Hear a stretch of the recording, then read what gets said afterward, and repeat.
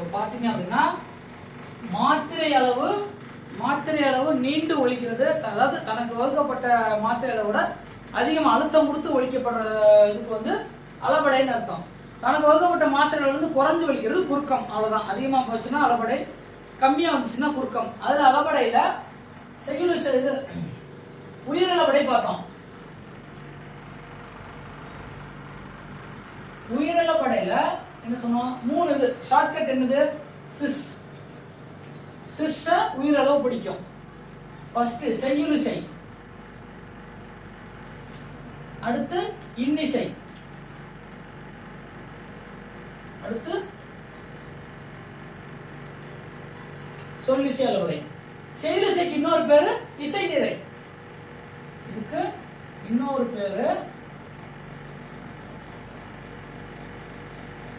இசை நிறை அளபடை. விளக்கம் வந்து நம்ம அந்த சாப்டர் வந்து பார்ப்போம்.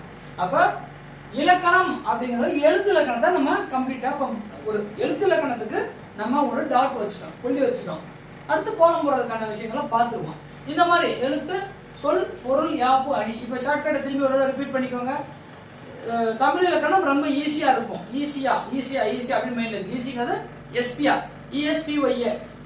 எழுத்து, சொல், பொருள், யாப்பு, அணி. எழுத்து, சொல், பொருள், யாப்பு, அணி. அவ்வளவுதான்.